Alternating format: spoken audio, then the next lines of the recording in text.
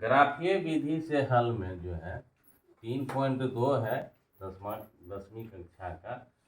तो ग्राफीय विधि ये 5 नंबर के प्रश्न होते हैं, प्रत्येक वर्ष दिए जाते हैं और ये बहुत ही अहम है। तो इसके लिए हमें 2 समीकरण दी हुई रहती है और इसका जो है ग्राफीय विधि से हल ज्ञात करना। लेकिन यहाँ पर जो है हमें समीकरण खुद बनाना पड़े। यहाँ कहता है 10 विद्यार्थी है, तो विद्यार्थियों की संख्या 10 के बराबर है, लिख दिए। अब विद्यार्थियों के अंतर्गत जो आते हैं लड़कियों की संख्या और लड़कों की संख्या कुल होकर के यह विद्यार्थी कहलाते हैं, तो बराबर 10 दे दिए।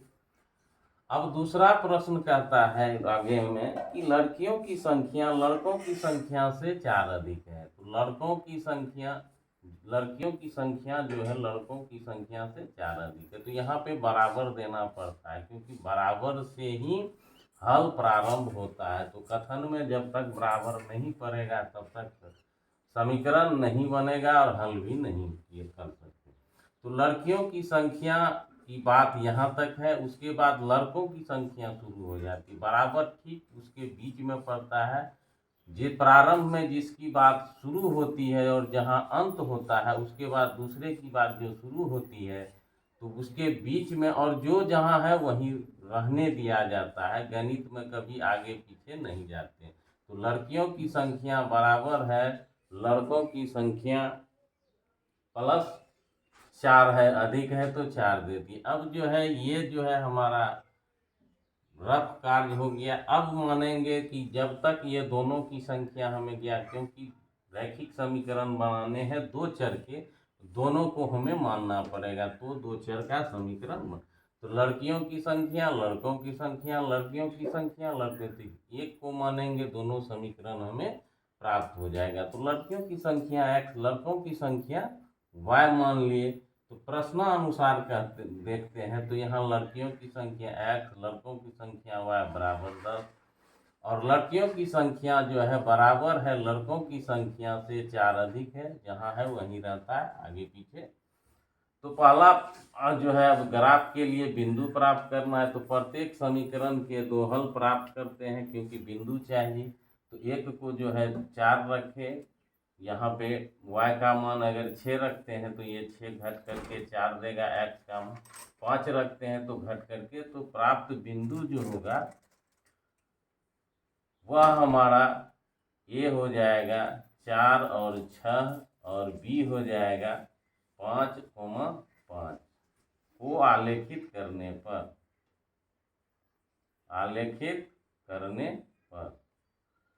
तो ये हो गया। अब दूसरा जो है यहाँ पे बना सकते हैं, तो दूसरे में जो है यहाँ समीकरण अकेला किया हुआ है, तो ये पहला हो गया और ये दूसरे समीकरण का करेंगे तो यहीं पे बना देते हैं।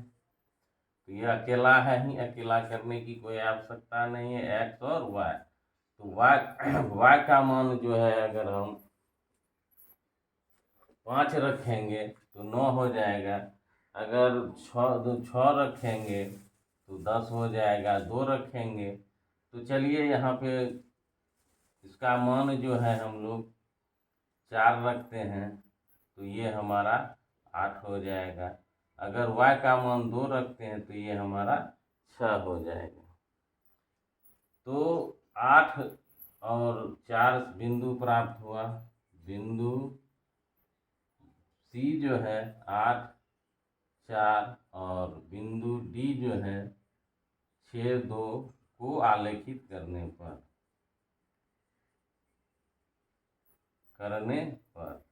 तो ये दोनों को अगर हम लोग तो देखते हैं, पहले से बना के रखे हुए हैं। तो ये हमारा ग्राफ है जिसमें जो है 8 तक अधिकतम मान है, तो 8 तक अधिकतम मान है तो 1 से लेकर 8 तक, इधर भी 1 से प्लस में है, इधर माइनस इधर माइनस हो जाएगा। तो पहला बिंदु जो है हमारा A 4, 6 है, तो ये यहाँ 4 है और इसके सीध में यहाँ पर 6 है, 4, 6 हो गया। उसके बाद 5, 5 है तो 5 यहाँ है x और यहाँ y है, तो इसको खींचने के बाद ये समीकरण x + y 10 प्राप्त होते हैं। फिर दूसरे के लिए जो है हम लोग x 8 है तो 8 यहाँ है, और y जो है हमारा 4 है, 4 यहाँ है, 4 ये यहाँ से दूरी इसी के सिद्ध में 4 है। उसके बाद जो है 6 और 2 है तो 6 यहाँ पे है और यहाँ पे 2, जब इसको करते हैं तो ये प्रतिच्छेद हो जाता है हमारा यहाँ 7 और x का मान 7 ये और y का मान 3 पे। तो ये जो है उत्तर जो हो गया हमारा x बराबर 7 और y बराबर 3 है। तो यहाँ पे लड़कियों की संख्या 7 होगा और लड़कों की संख्या जो है 3 होगा। चलते हैं अगले प्रश्न की ओर।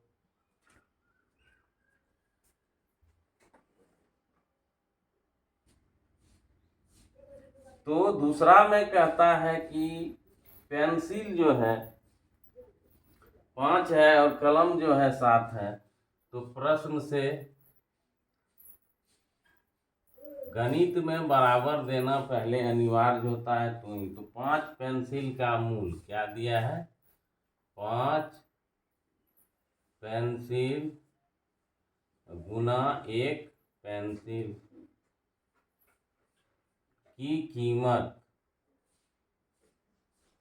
प्लस 7 कलम गुना 1 कलम की कीमत ये मिल करके हमने 50 रुपये दुकानदार को दिया। तो ये पहला समीकरण हमें बनेगा। ये पता है, ये भी पता है, ये भी पता है। ये कलम की कीमत नहीं पता है, एक पेंसिल की कीमत नहीं पता है। इसका पता हो जाएगा तो ये दोनों गुना के ये प्राप्त हो जाए। ये पता हो जाएगा कलम की कीमत, तो ये दोनों गुना के ये प्राप्त हो जाएगा। तो दूसरा फिर कहता है और 7 पेंसिल है तो 7 गुना 1 पेंसिल की कीमत, 1 पेंसिल की कीमत ये जुड़ करके हो जाएगा 5 पेंसिल है तो 5 गुना 1 कलम की कीमत, 1 मिनट, 5 कलम है, 5 1 कलम की कीमत ये हमें 46 रुपये का आ रहा है। तो ये 2 समीकरण हमें बनाने थे, 2 समीकरण हमें प्राप्त हो चुके हैं। तो इसमें जो है समीकरण में सबसे पहले देखिए ये पता है, ये पता है, ये पेंसिल की कीमत नहीं पता है, ये कलम की कीमत हमें नहीं पता है। अगर ये दोनों पता हो जाए तो हमें समीकरण ये 1 मिल जाएंगे, ये 2 हो जाए। और 2 चर हमको चाहिए ही चाहिए। तो इसके लिए 2 चर के लिए क्या करते हैं, तो सबसे पहले पेंसिल की कीमत मानेंगे, उसके बाद जो है हम लोग कलम की कीमत मानेंगे। तो माना, तो एक को मानते हैं, एक पेंसिल की कीमत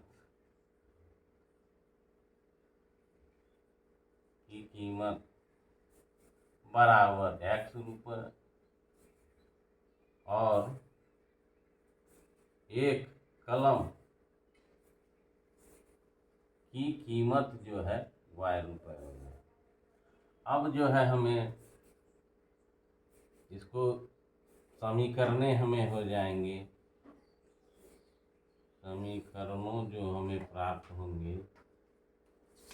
तो पहला हो जाएगा 5 और गुना में जो है एक पेंसिल का कीमत x है तो 5x, और 7 कलम है तो एक कलम है तो 7y हो जाएगा। यहाँ रख देंगे, y यहाँ रखना है, मान लिए।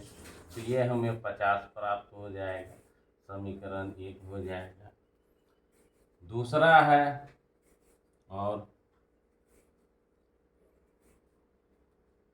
7 पेंसिल है तो 7 पेंसिल के जगह x आ जाएगा प्लस, और 5 कलम है तो कलम y है तो 5y, ये मिलकर के हमें 46 प्राप्त होगा समीकरण। तो ग्राफीय विधि में ये समीकरण हमें दी जाती है ग्राफीय विधि से हल एग्जाम में, और इसे जो है हम लोगों को सरल करना पड़ता है। तो पहला समीकरण तो अब प्रत्येक समीकरण के दो हल प्राप्त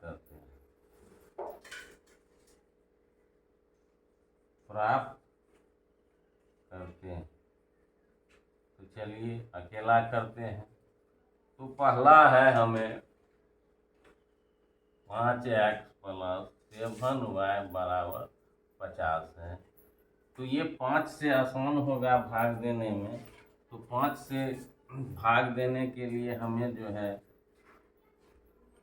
तो 5x को जो रहने देंगे इसको उधर कर देना है। तो 5x 50 ये -7।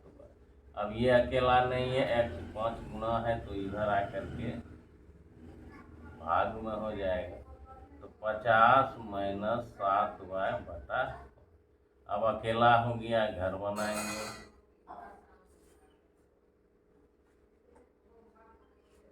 तो ये x होगा, ये y होगा। तो यहाँ ऐसा मान रखेंगे जो 5 से विभाजित हो जाए। अगर 5 रखेंगे तो 35 हो जाएगा y का मान। ये 35 और घटेगा तो 15 होगा, तो 3 हो जाएगा। अब 10 रखेंगे तो 70 हो जाएगा, और 70 में से जो है 50 जाएगा, ये माइनस हो जाएगा। तो इसीलिए कि 35 है तो ठीक है, 10 रखेंगे तो 70 हो जाएगा। तो 70 के बाद जो है माइनस में हो जाएगा, तो ये 20 हो जाएगा। तो यहाँ 10 रखते हैं, 4 हो जाएगा। तो प्राप्त बिंदु ए 3, 5 और बी जो है पहले x ही लिखते हैं, -4, 10 को आलेखित करने पर।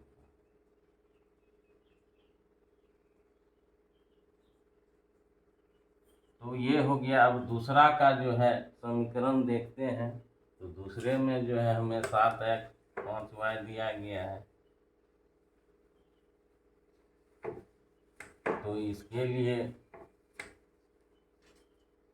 तो प्रश्न दूसरा समीकरण है 7x + 5y बराबर 46 है।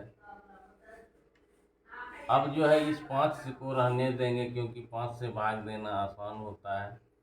तो इसको रहने देंगे, 5y बराबर ये 46 में से 7x हमारा निकल जाएगा। अब जो है y बराबर हो जाएगा 46 - 7x बटा 5 हो जाएगा। अब ये x हो जाएगा, ये y हो जाएगा। अब ऐसा मान रखेंगे कि इसका इकाई अंक 6 हो। 7 का पढ़ते हैं, 7 दूना 7 7 चौका 28, 7 8 56। अगर x का मान 8 रखते हैं तो ये हमारा 56 हो जाएगा, माइनस में ये 46 हो जाएगा, तो -10, तो ये हमारा -2 हो जाएगा। अब 6 के लिए 18 7 26 से 126 आएगा माइनस में, और इसमें से 46 घटाएंगे तो 80 हो जाएगा, और भाग देंगे तो 16 हो जाएगा। 5 से भाग देंगे तो 16 प्राप्त हो जाएगा y का मान। तो माइनस में 16 हो जाएगा, ये 18 हो जाएगा। तो इस तरह से मान रखते हैं। अब इसको जो है ग्राफ पेपर पर जो है दर्शाने के लिए प्राप्त बिंदु C जो है हमारा, पहले x लिखते हैं, उसके बाद y को, और D जो है हमारा 18 और -16 है, को आलेखित करने पर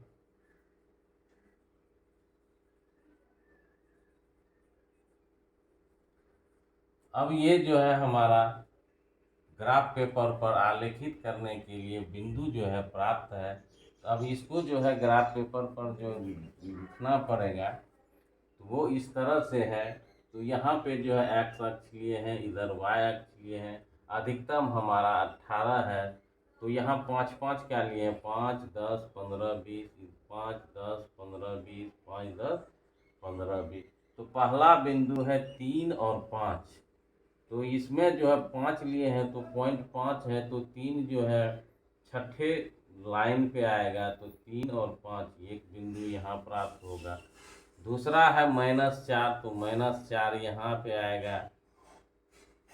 यहाँ पे आने के बाद यहाँ पे 10 आएगा, तो ये दोनों बिंदु प्राप्त होते हैं। इसको लकीर खींच देते हैं और ऊपर में जो है समीकरण को लिख देते हैं। तो दूसरा समीकरण 8 है, तो 8 जो है सी हमारा जो है ये है, तो 8 यहाँ पे आ जाएगा और 2 जो है हमारा नीचे है, यहाँ बिंदु आ जाएगा। फिर जो है 18 है, तो 18 यहाँ आएगा। यहाँ आने के बाद जो है 16 है, तो यहाँ आएगा। जब इसको काटते हैं तो ये जो है 3 और 5 पे कट जाता है। तो यानी एक पेंसिल की कीमत जो है 3 रुपये और एक कलम की कीमत जो है 5 रुपये होते हैं।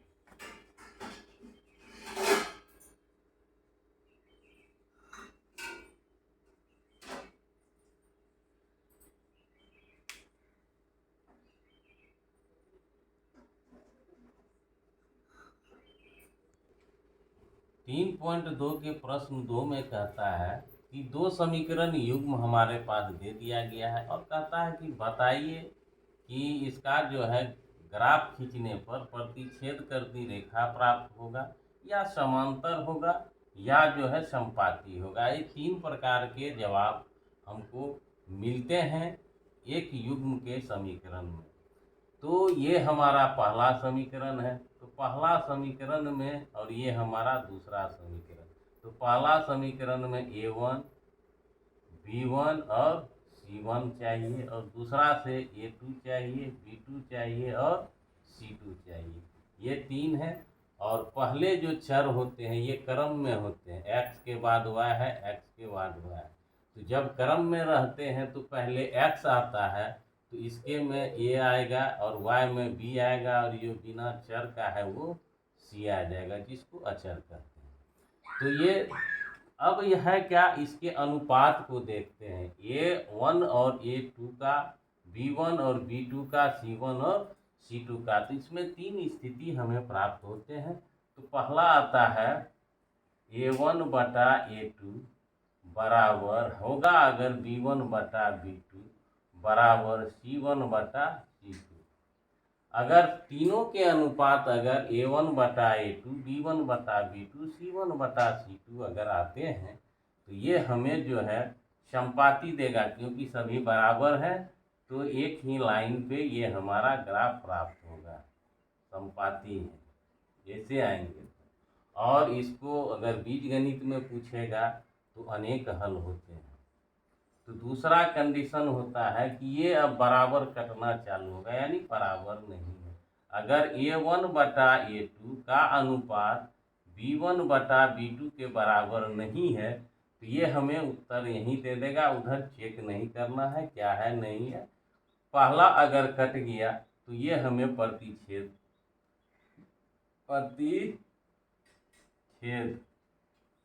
करती रेखा प्राप्त करती है, प्राप्त होगा ग्राफ में। पहला कट जाए उधर नहीं जाना है।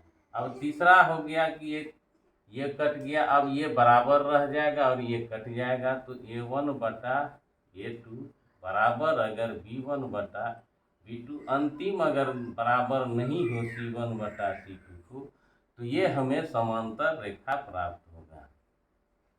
समांतर रेखा जो है होगा, तो समांतर रेखा प्राप्त होते हैं ऐसे स्थिति में। तो यानी कहने का मतलब ये तीनों स्थिति हमें इस दी गई समीकरण से प्राप्त करना है। तो इसके लिए हमें A1 A2 B1 B2 और C1 C2 प्राप्त करने हैं और उसके मान की तुलना करना है कि बराबर है या नहीं है। तो इसका मान निकालते हैं। तो सबसे पहले समीकरण का 0 होना अनिवार्य है, यहाँ पे 0 किया हुआ है। अब जो है पहला समीकरण में A1 है, दूसरा में जो है B1 है और तीसरा में जो है C1 है, और A2 दूसरा में होगा, B2 भी दूसरा में होगा और C2 भी दूसरा। अब इसका मान हमें समीकरण से ये हमेशा पहले चर जो क्रम में पहले आते हैं, तो एक्स वाई में पहले जो है एक्स आता है, तो ये +5 है तो 5 हो जाएगा। और बी में यहाँ देखते हैं गुना के रूप में वाई में जो है -4 है, 4 देंगे। और सी अचर पद है तो 8 हो जाएगा। अब जो है दूसरा में A2 हो जाएगा। पहला समीकरण का हम तीनों निकाल दिए हैं। अब ये जो है एक्स और वाई यहाँ भी है, तो पहले एक्स को आता है, उसके बाद x का गुणांक जो है ये +7 है, और b2 जो है +6 है, और c2 जो है -9 है। अब तुलना करते हैं a1 बटा a2 कितना आता है। तो a1 यहाँ a1 का मान, इसका मान रखते हैं 5, बराबर होगा 5 और 7 के। और b1 बटा b2 अगर लिखते हैं तो इसका मान आता है, तो b1 -4 है, मान रखना है, और ये b2 का मान 6 है तो 2 हो जाएगा, ये 3 हो जाएगा। तो ये हमें प्राप्त हो गया -2/3। ये मान क्या बराबर है, ये 5/7 आता है। तो ये अर्थात है कि पहला जो है हमारा, इसीलिए a1/a2 का अनुपात b1/b2 का अनुपात, ये मान चेक करना है। देख रहे हैं ये अलग है और ये अलग, यानी ये दोनों बराबर नहीं है।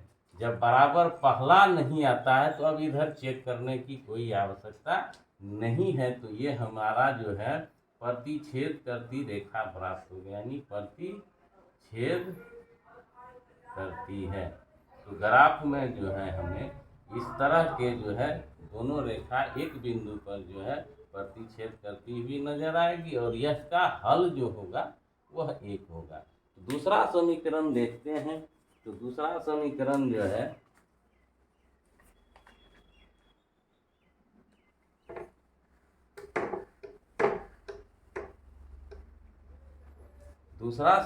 हमारे पास है कि 9x + 3y + 12 बराबर 0। ये 0 है, ठीक स्थिति में पहला समीकरण हो गया। दूसरा कहता है 18x और 6y और 24 है, और ये है बराबर 0 के। तो इसको भी कहता है तुलना करके बताइए इन तीन में से कौन स्थिति प्राप्त होता है। तो देखते हैं ऐसे, ये 1/2 1/2 1/2, यानी तीनों बराबर हो रहे हैं। 9/18 1/2 आएगा, 3/6 1/2 आएगा, 12/24। तो ये तीनों जो है हमारा, ये इसमें आएगा तो संपाती हो जाएगा। तो हमें A1 लिखना है तो 9 हो जाएगा, इसमें B1 लिखना है +3 हो जाएगा, C1 लिखना है 12 हो जाएगा, A2 जो है हमारा 18 है प्लस में, और B2 जो है हमारा 6 है, और C2 जो है हमारा 24 है। अब इसको A1/A2 करते हैं। A1/A2 बराबर B1/B2 बराबर C1/C2। तो यह स्थिति जो है आ जाएगा। तो यहाँ 9 दूनी 1/8 होता है, 1/8। तो इस तरह से जो है हमें प्राप्त हो जाएंगे। तो यहाँ पे A1/A2 का जो मान है वह जो है हमारा 9/18 सबका वही आता है, बराबर 3/6 आता है, बराबर 12/24 आता है। तो ये सभी मान जो है 1/2 आ रहा है, तो इसीलिए ये स्थिति प्राप्त होगा, अतः यह हमारा जो है संपाती होगा।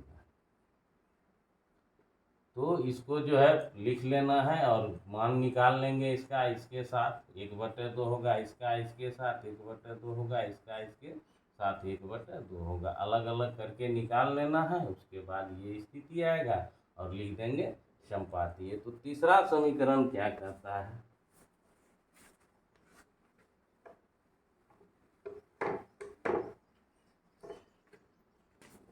तीसरा समीकरण जो हमें दी गई है वह है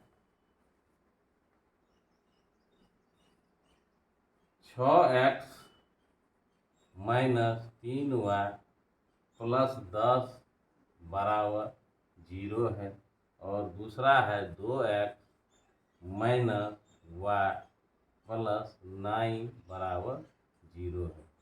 तो पहला समीकरण का तुलना करते हैं तो ये 3 आता है, ये भी 3 आता है, पहला बराबर हो जाएगा और ये बराबर नहीं होगा क्योंकि 10/9 ये बराबर होते हैं A1/A2, B1/B2, C1/C2 बराबर नहीं होता है। तो A1 का A1/A2 अगर लिखते हैं तो A1 हमारा पहला समीकरण में 6 है और ये 2 है, कट करके हमें 3/1 प्राप्त होगा। उसके बाद B1/B2 देखते हैं तो B1/B2 जो है -3 है B1 और B2 जो है -1 है। तो ये हमें 3/1 प्राप्त होते हैं। माइनस माइनस कट जाएंगे, प्लस हो जाएंगे, माइनस भागा माइनस प्लस होता है तो काट देते हैं, प्लस बना लेते हैं। तो उसके बाद C1/C2 जो है हमें 10/9 आएगा। C1 ये है, C2 ये है। तो अब देखते हैं तुलना, ये बराबर यानी ये मान बराबर है तो ये दाईं ओर बराबर है तो बाईं ओर भी बराबर होगा।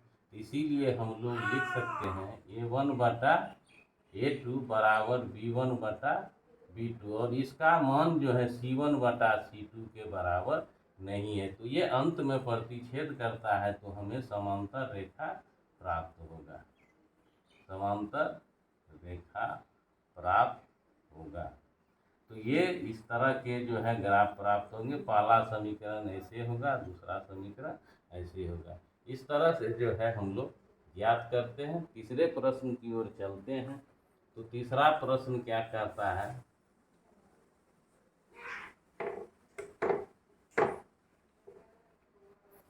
तो तीसरा प्रश्न वही है, तुलना कीजिए। इसमें कहता है संगत और असंगत।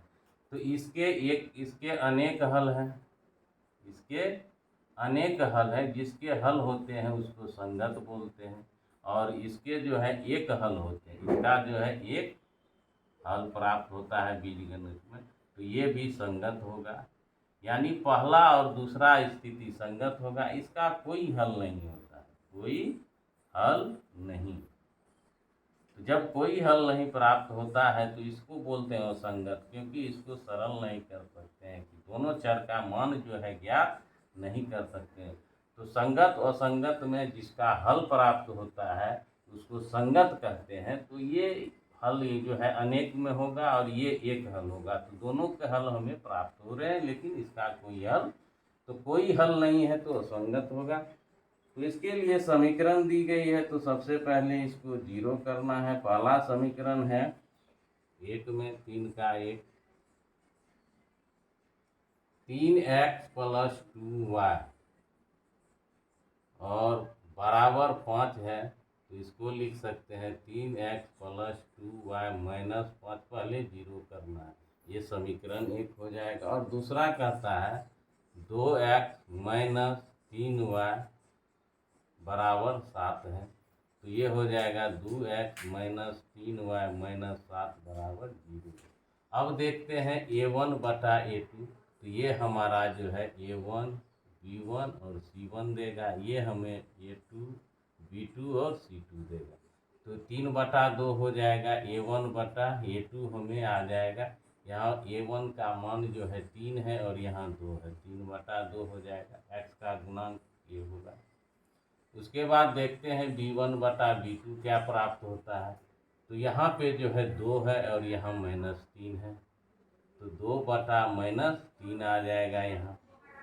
अब देखते हैं ये और ये दोनों ही भिन्न है, अर्थात हमें A1/A2 बराबर नहीं B1/B2 प्राप्त होगा। तो एक हल हो रहा है, हल निकल रहा है। तो ये हमारा जो है संगत हो जाएगा, इसका उत्तर संगत आ जाएगा। अब दूसरा देखते हैं क्या कहता है। दूसरा जो है 3 का,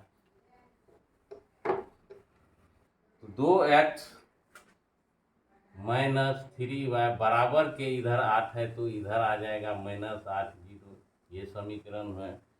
और दूसरा है 4x - 6y, 4x - 6y बराबर जो है हमें दिया हुआ है 9। तो 9 को इधर लाएंगे तो इधर कुछ नहीं बचेगा, तो यहाँ पे 0 हो जाएगा माइनस में।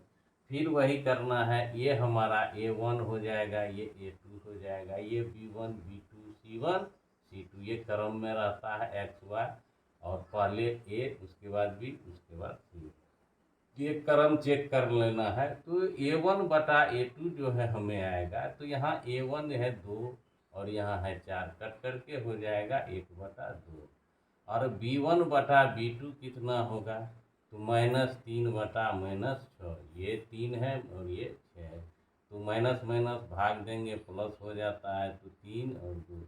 अब पहला ये और ये बराबर है तो ये भी बराबर होगा ही। अब तीसरा देखते हैं क्या है, तो ये बराबर है कि नहीं ये दोनों के, तो C1/C2 जो है -8 -9, ये कट जाएगा तो 8/9 होगा, तो ये दोनों बराबर आते हैं और ये बराबर नहीं आते हैं। तो इसको लिखना होगा A1/A2 B1/B2 के अनुपात के बराबर है, लेकिन C1/C2 के अनुपात के बराबर ये नहीं है, तो नहीं लगा देना है। तो ये अंतिम कटा, तो ये समांतर हमें प्राप्त होगा, तो इस तरह का जो है हमें रेखा प्राप्त होगा, और ये जो होते हैं कोई हल नहीं निकलने के कारण यह असंगत कहलाते हैं, क्योंकि ना x का मान निकलेगा ना y का मान निकलेगा। तो इस तरह से जो है दूसरा है। उसके बाद तीसरा सवाल क्या कहता है,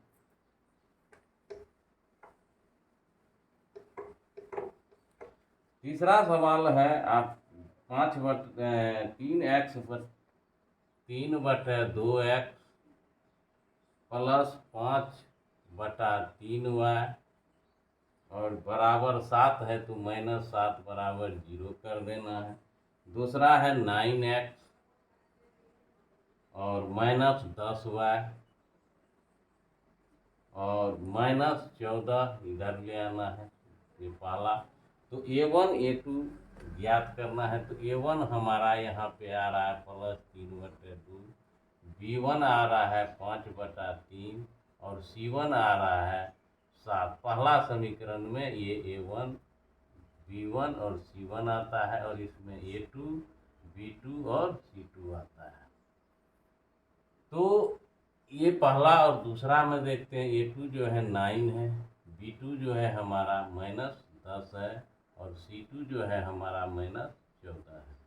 तो पहले A1/A2 करते हैं, तो A1 का मान ये मेन लाइन खींचना है, तो 2 मान है अंश बटा और ये x का गुणांक है A1, और A2 हमारा 9 है, और इसके नीचे में अंश बटा हर ढूंढना पड़ता है। तो ये 3/2, ये गुना हो भाग में है तो गुना बनता है 1/9, इसको काट देंगे तो ये हमें 1/6 प्राप्त होगा।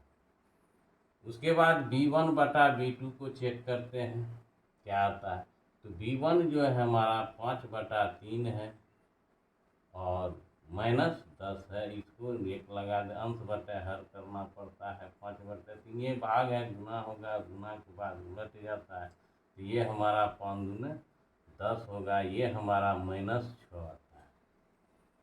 तो -6 आया, तो ये और ये बराबर नहीं है, आगे जाने की जरूरत नहीं है। A1/A2 बराबर नहीं B1/B2, ये जो है संगत हो जाएगा, क्योंकि इसके एक हल हमें प्राप्त होंगे। तो जिसके हल निकलते हैं उसको संगत करते हैं। तो चौथा सवाल देखते हैं क्या करता है।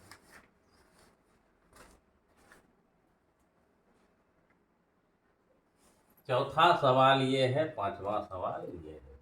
तो इसमें दिया गया था 5x - 3y बराबर 11 था, इसे 0 कर दिए। फिर -10 + 6y बराबर -22 था, तो 22 को इधर ले आए, प्लस हो गया। अब इसमें पहला समीकरण ये है, दूसरा है, तो इसमें A1 होगा, x है तो A1 5 हो जाएगा, और B1 जो है -3 हो जाएगा, C1 जो है -11 हो जाएगा। और दूसरा समीकरण में A2 ढूंढना है, -10 है, B2 जो है हमारा 6 है, और C2 जो है हमारा 22 है। तो A1 में A2 का अनुपात अगर देंगे भाग, तो 5 आएगा और -10 आएगा, कट करके -1/2 प्राप्त होगा। B1/B2 करते हैं, तो देखते हैं -3 है और 6 है, ये कट करके 1/, तो ये भी -1/2 हो जाएगा।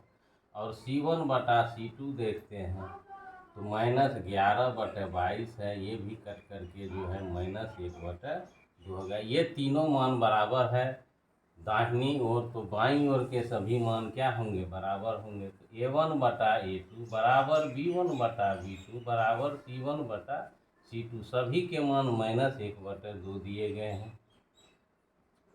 तो इस तरह के अनेक हल प्राप्त होंगे। हल आगे रहा है अनेक, तो यह हमारा संगत हो जाएगा। इसका जो हल जो है अनेक निकलेगा। उसके बाद यहाँ देखते हैं A1 जो है इस समीकरण में 4/3 आ जाएगा, x के साथ है। और B1 जो है हमारा 2y हो जाएगा। और C1 जो है हमारा -8 आ जाएगा। A2 जो है हमारा 2 आ जाएगा। B2 जो है हमारा +3 है। और C2 जो है हमारा -12 आ रहा है। तो इसमें फिर वही करना है, A1/A2 मान जो है A1 का 4/3 है, अंशहर के रूप में 2 है, इसको भी बना लेंगे। तो 4/3 गुना 1/2 काट देंगे तो 2/3 हमें प्राप्त होता है।